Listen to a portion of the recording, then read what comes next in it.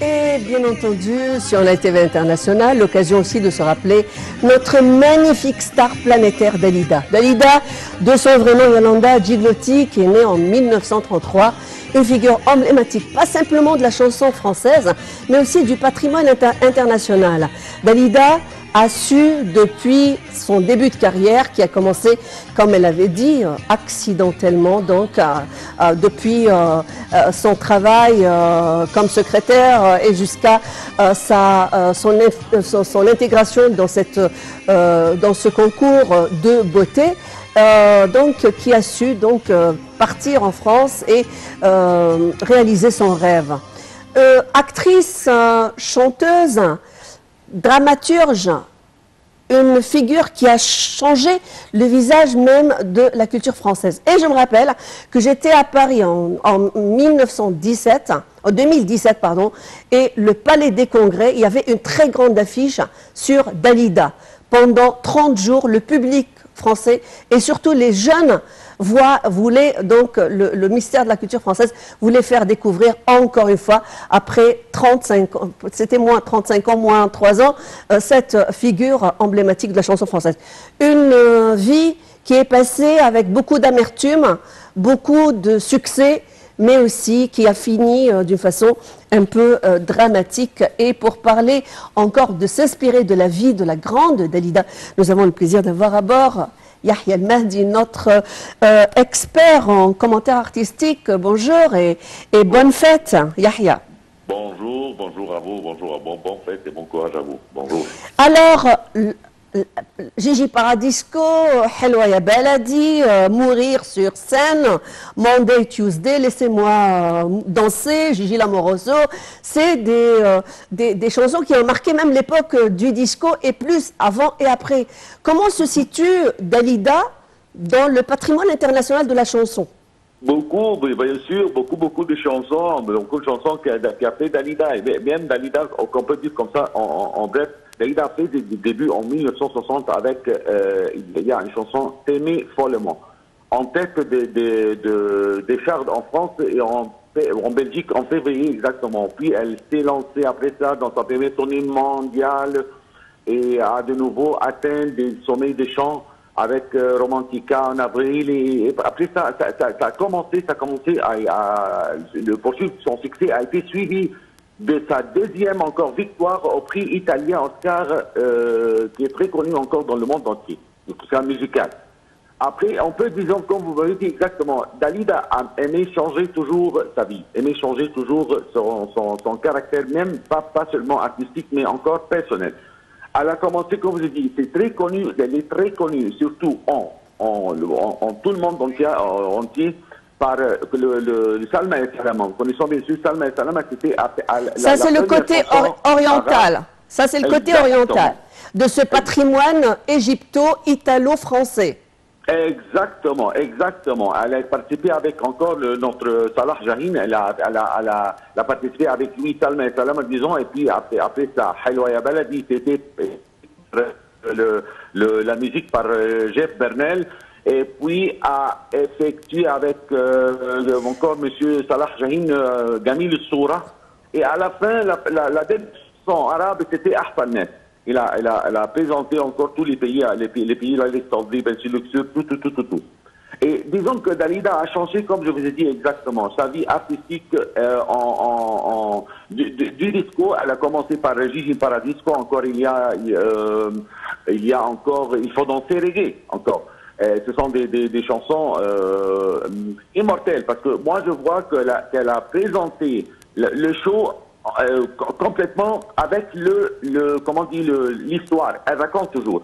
Comme on demande à Dalida, vous êtes une artiste ou une actrice, qu'est-ce que vous préférez? Elle m'a dit, moi je présente la chanson comme une actrice du cinéma. Voilà, l'esprit de l'incarnation artistique, justement, le peuple français redécouvre encore une fois Dalida, après, dans son 35e anniversaire, voire dans son 31e anniversaire après sa mort, il découvre cette star, méga star planétaire, telle qu'un peu Céline Dion avec ses shows. Parlez-nous un petit peu de l'incarnation artistique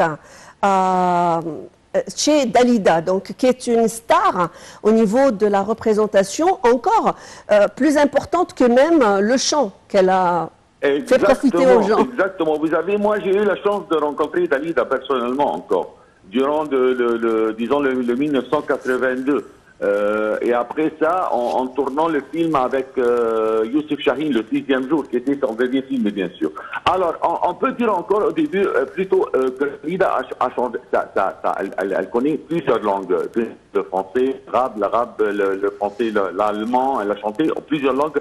Ça a donné une chance énorme pour être très connu dans tout le monde entier.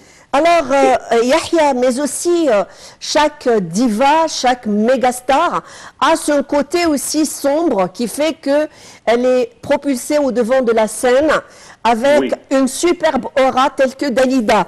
Alors, tourmenter, une personne qui a été tourmentée, qui n'a pas eu beaucoup de chance sur le plan affectif, sur le plan de ses amours, qui a réanimé la flamme de l'incarnation qu'elle avait. Parlez-nous un petit peu de ce côté de la vie de Dalida. Exactement. Si vous savez, quand on écoute comme ça ces chansons, on voit que la plupart des chansons de Dalida étaient, elle explique exactement sa vie. Par exemple, commençons par Je suis malade. D'accord? Et puis encore, encore une chanson qui parle de la solitude encore, je suis seul. Oui, Mourir sur scène, par exemple. Mourir sur scène. Mourir sur scène, ça c'est après. Non, une femme à 40 ans encore. J'ai eu le succès et l'argent et j'ai connu le mal de vivre. Vous savez? Ça, c'était parmi les mots de la chanson. Encore à ma manière. J'ai mis ma vie libre et sans loi. Exactement, Dalida voulait sa vie. Elle a sa vie, ça. C'est une star qui s'est aussi, c'est une star qui s'est modernisée aussi. Elle a su marcher avec les nouvelles vagues. À l'époque, il y avait le discours. Comment vous retrouvez cette période, cette phase, Gigi Paradisco et son succès planétaire? Gigi Paradisco et Gigi Lamoroso encore. Gigi Lamoroso, exactement. Et on dit que elle est très connue parce qu'elle a changé, comme vous avez dit exactement, elle a changé sa peau. Elle a changé comme je vous ai dit, sa peau et sa personnalité. On ne peut pas oublier encore Laissez-moi danser. C'était une chanson encore très connue. Laissez-moi danser. Il y a une chanson très connue en 1900, je crois pas, à peu près le 82, la danse de Zorba, Jouer Bouzouki. C'est une chanson encore très connue et très simple. D'accord? Oui. Encore à la fin, Dalida a fait le réclame de son film, Le 6e jour, avec une chanson très connue encore, mais je crois qu'il a... Le 6e jour. C'était le 6e jour. D'accord? C'est nommé le 6e jour. Alors on peut dire que Dalida fait partie intégrante de notre culture aussi, parce que elle s'est toujours, quand la presse écrivait, quand la presse l'a tourmentée, elle était tantôt toujours, je veux dire, à l'affiche avec ses origines égyptiennes qui étaient toujours mises en relief. Jusqu'à quel point Youssef Chahine a revendiqué cette appartenance de Dalida à notre patrimoine oriental et égyptien en particulier? Oui. Et Youssef Chahine a choisi Dalida parce que pour jouer le rôle de cette dicale, on va dire la vieille dans le 6e jour.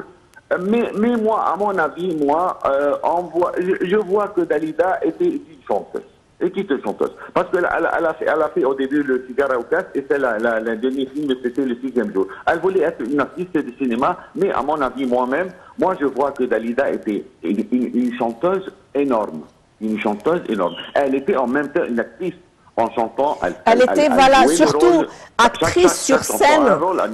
Oui, actrice sur scène, elle n'a pas eu l'occasion d'avoir les rôles qu'elle aimait au cinéma, mais en tous les cas, c'était une grande performeuse, si vous voulez dire. Exactement. Voilà, et là, je me rappelle ce palais des congrès, Yahya, où ils ont fait redécouvrir aux jeunes Français le patrimoine avec des hologrammes et d'autres outils artistiques modernes pour faire redécouvrir aux chanteurs et aux petits, aux jeunes Français le personnage de Dalida, mais encore aujourd'hui dans les compétitions musicales, The Voice par exemple, France, il y a beaucoup qui incarnent l'esprit des anciennes chansons et je pense que c'est la politique donc culturelle qui est vraiment en vogue et d'où on peut prendre l'exemple sur eux pour faire revisiter nos grands idoles musicaux. Merci d'avoir partagé ce moment avec nous. Yahya El-Mahdi, notre commentateur artistique, merci d'avoir honoré cette tribune. Merci pour vos amples informations. Et surtout, joyeuses fêtes. Alors, mesdames, messieurs, nous arrivons à la fin de cette nouvelle édition de Bonjour l'Égypte. Et on va se quitter sur Dalida, la merveilleuse Dalida. Et aussi l'éternelle Dalida. Je vous souhaite de passer un excellent moment sur Night TV International et on va tout de suite l'écouter pour se rappeler de ces moments forts, de cette égyptienne d'identité, de culture et de présence. Elle n'a jamais renié cet aspect. C'est ce qui fait qu'elle est devenue une méga star parce qu'elle est l'Orient et l'Occident.